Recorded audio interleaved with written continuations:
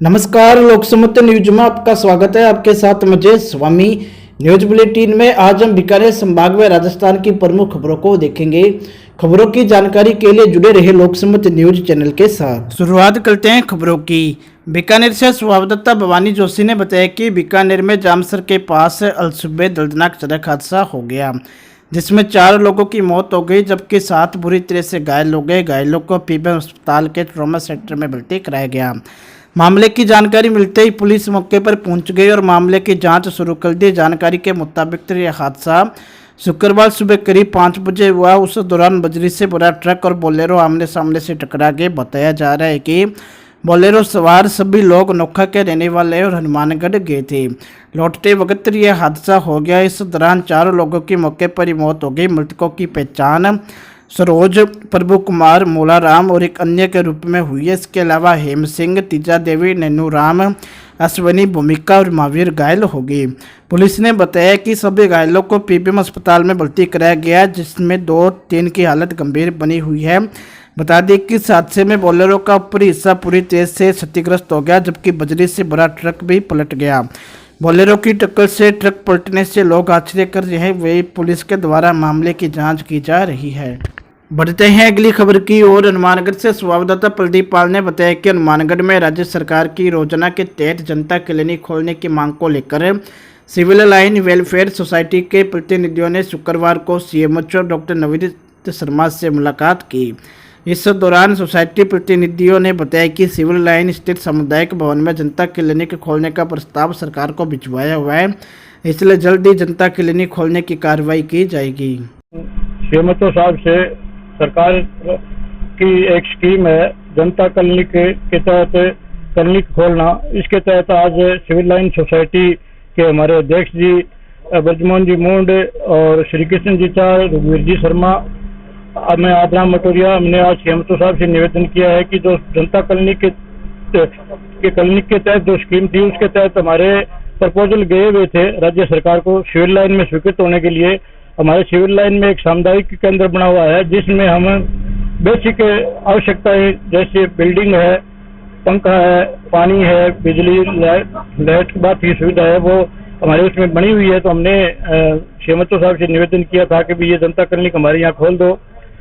इससे क्या है कि वार्ड नंबर 1, 2 इन वार्डों को काफी फायदा होगा। इधर धान मंडी का सारा एरिया, इधर सुरेशिया का एरिया और हमारी सिविल लाइन और अपना जो है ना तिलक सर्किल तक का एरिया है, जो इससे लोग लाभान्वित हो सकते हैं।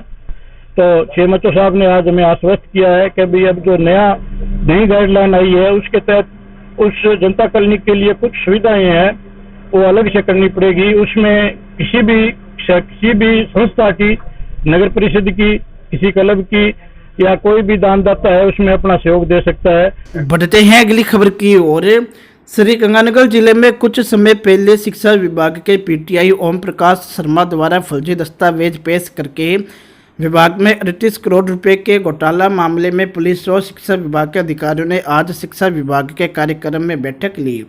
इस बैठक में बीकानेर शिक्षा विभाग के अतिरिक्त निदेशक RAS रचना भाटिया, पुलिस उप अधीक्षक अरविंद बेरड़ व पुरानी आबादी पुलिस भी उपस्थित थे। निदेशालय शिक्षा बीकानेर के निदेशक सौरभ स्वामी ने बताया कि पीटीआई ओम प्रकाश शर्मा द्वारा फर्जी दस्तावेज तैयार करके फर्जी कर्मचारियों को रिटायरमेंट दिखाकर करोड़ों रुपए दूसरे खातों में जमा करवा लिए थे। इस मामले में आगामी कार्रवाई के लिए शिक्षा विभाग के अधिकारी व पुलिस अधिकारी लगातार बैठक कर रहे हैं।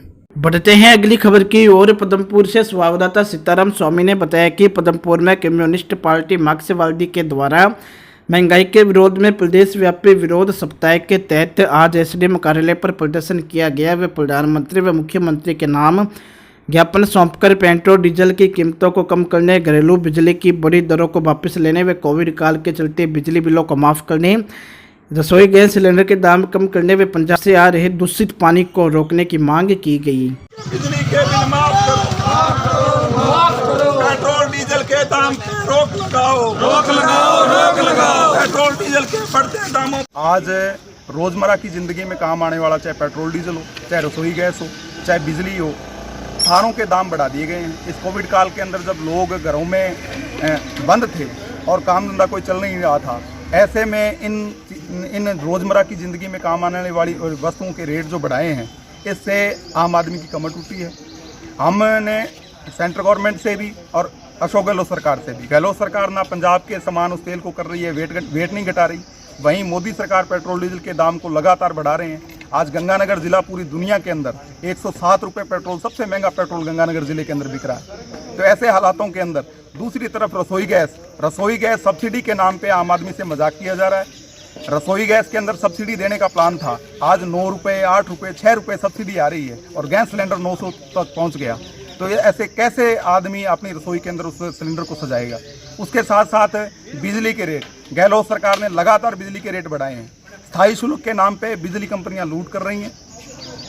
बिजली कंपनियों ने पूरा पक्का प्रोग्राम बना रखा है कि जो बिजली के बिल, ये बढ़े हुए बिल नहीं भरेगा उसके कनेक्शन काट दिए जाएंगे। बहुत से गाँवों के अंदर कनेक्शन काट के लोगों को इस गर्मी के अंदर लोगों ने बिना बिजली के लोगों ने अपने ये गर्मी निकाली है।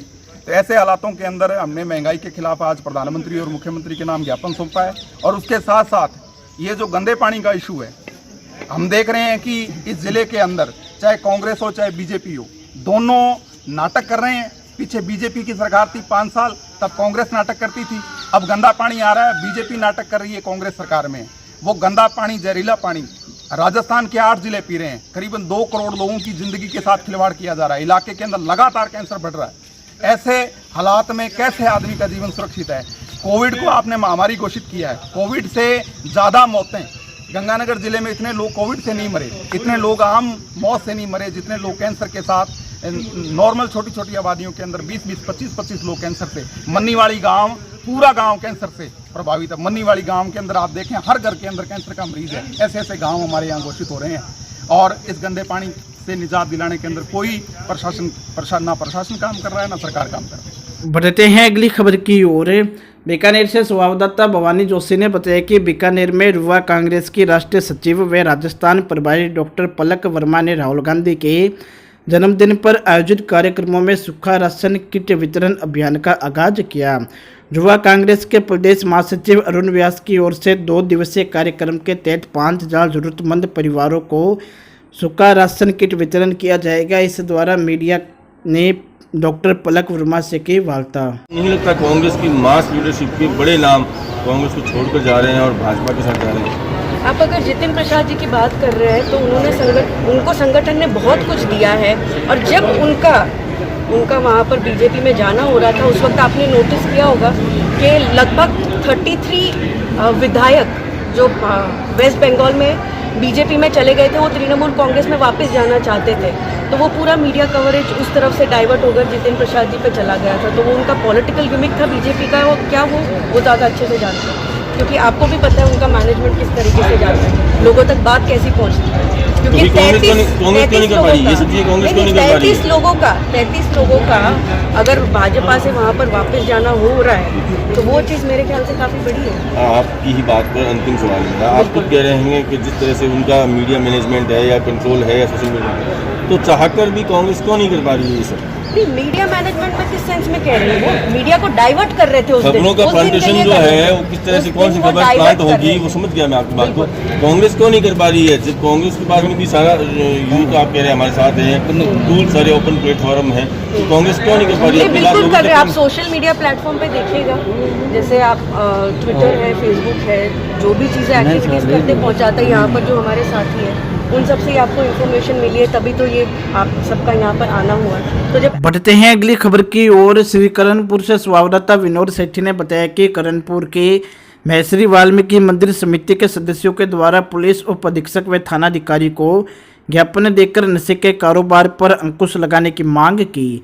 ज्ञापन में बताया गया कि वार्ड की वाल्मीकि बस्ती में अवैध रूप से नाजायज शराब बिक्री, नशे की गोलियां, चिट्टा, अफीम, नशे के इंजेक्शन सरेआम बिक रहे हैं, जिस पर कोई भी तरह की प्रशासन के द्वारा रोक नहीं है। वह युवाओं का भविष्य नशे के कारण बर्बाद हो रहा है। ये जो गली गली और कूचे कूचे में जो नशे की आवक हो रही है, मैं इसको नशा के रूप में नहीं देखता, मैं इसको देखता हूँ एक पीढ़ी के संघार को, एक पीढ़ी के सत्यानाश को, दलित समाज के लोगों को मुख्य धारा से भटकाने का, उन्हें शिक्षा से दूर करने का।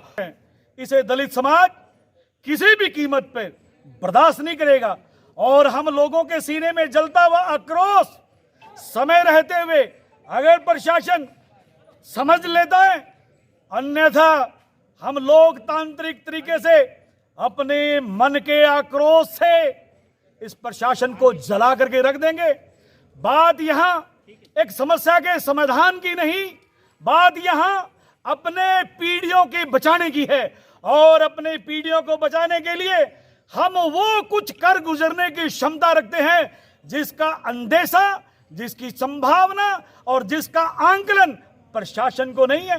समय रहते प्रशासन चेत जाए, वरना हम इस देश के वो मूल निवासी हैं जो जूतों से मार करके हमने विदेशियों को भगाया है।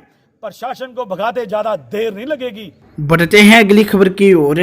श्री गंगानगर शहरी क्षेत्र के हजारों परिवार राष्ट्रीय खाद्य सुरक्षा योजना से वंचित हो रहे हैं। ऐसे में पार्षद कृष्ण गोपाल बंटी वाल्मीकि ने जिला कलेक्टर को ज्ञापन देकर पात्र लोगों को योजना से जोड़ने की मांग की है। ज्ञापन में बताया गया कि खाद्य सुरक्षा अधिनियम 2013 के अंतर्गत शहरी क्षेत्र में 53% लोगों को योजना में जोड़ा जा सकता है, जबकि वर्तमान में केवल 48% लोगों को ही योजना का लाभ मिल रहा है। करीब 20,000 लोग पात्र होने के बावजूद खाद्य सुरक्षा योजना से वंचित किए जा रहे हैं। बढ़ते हैं अगली खबर की ओर। श्री गंगानगर जिले में कोरोना काल में आमजन के जीवन पर काफ़ी असर पड़ रहा है। वे पेट्रोल और डीजल के बढ़ रहे दामों के चलते आमजन का बजट भी गड़बड़ाने लगा है। जून महीने में प्रदेश में पेट्रोल के दाम में तकरीबन 2 रुपये प्रति लीटर की बढ़ोतरी हुई है, जबकि डीजल पर तकरीबन 1 रुपये 92 पैसे प्रति लीटर की बढ़ोतरी देखी गई है। वे पेट्रोल के दामों पर आज 28 पैसे जबकि डीजल पर 31 पैसे की बढ़ोतरी दर्ज की गई है। श्री गंगानगर में पेट्रोल के दाम बढ़कर 108 रुपये प्रति लीटर पार हो चुके हैं। श्री गंगानगर में आज 108.08 रुपये प्रति लीटर और डीजल 100.83 रुपये प्रति लीटर पहुंच चुका है। ऐसे में आमजन की जेब पर अब पेट्रोल और डीजल के दाम का असर सीधे तौर पर देखने को मिल रहा है। आमजन को लगातार पेट्रोल और डीजल के दामों में कमी करने की आमजन के द्वारा मांग की जा रही है। बढ़ते हैं अगली खबर की ओर। श्री गंगानगर जिले में लॉकडाउन में छूट मिलने के बाद रेलवे के द्वारा लगातार गाड़ियों के संचालन संख्या बढ़ाई जा रही है। वे आज से कई और गाड़ियां शुरू की गई है जो प्रतिदिन अपने निर्धारित रूट पर चलेगी। रेलवे अधीक्षक डी.के. त्यागी ने बताया कि शुक्रवार से गाड़ी संख्या 04734 श्री गंगानगर रेवाड़ी रात्रि 1:45 बजे, दिल्ली इंटरसिटी अपने निर्धारित समय सुबह 5:55 बजे, गाड़ी संख्या 04735 श्री गंगानगर अम्बाला सुबह 11:30 बजे रवाना हुई। आज से ही गाड़ी संख्या 04727 दिल्ली श्री गंगानगर वाया हनुमानगढ़ आगामी आदेशों तक निर्धारित समय 8:30 बजे चलेगी। इसके अतिरिक्त गाड़ी संख्या 04759 श्री गंगानगर सूरतगढ़, गाड़ी संख्या 09743 सूरतगढ़ अनूपगढ़, इसके अलावा लालगढ़ जैसलमेर, लालगढ़ अबोहर जोधपुर की ट्रेन का भी आज से संचालन किया जा रहा है।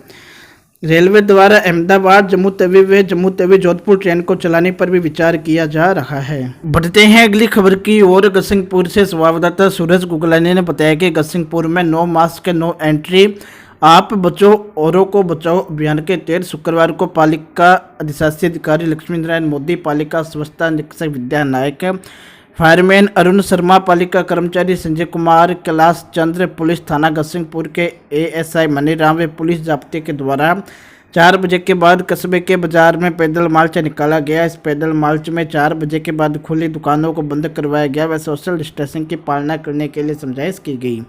बिना मास्क के लोगों को मास्क वितरण किए गए। इस मौके पर सोशल डिस्टेंसिंग की पालना नहीं करने वाले 10 दुकानदारों के खिलाफ कार्रवाई कर जुर्माना वसूला गया और कुछ दुकानदारों को समझाइश कर चेतावनी देकर छोड़ दिया गया। राज्य सरकार की गाइडलाइंस के अनुसार बाजार का समय दोपहर 4 बजे तक का है, मगर कस्बे के कुछ दुकानदार राज्य सरकार के नियमों की पालना नहीं कर रहे हैं। नगर पालिका के द्वारा कोरोना रोकथाम हेतु लगातार प्रचार प्रसार लाउड स्पीकर के माध्यम से किया जा रहा है। बढ़ते हैं अगली खबर की ओर।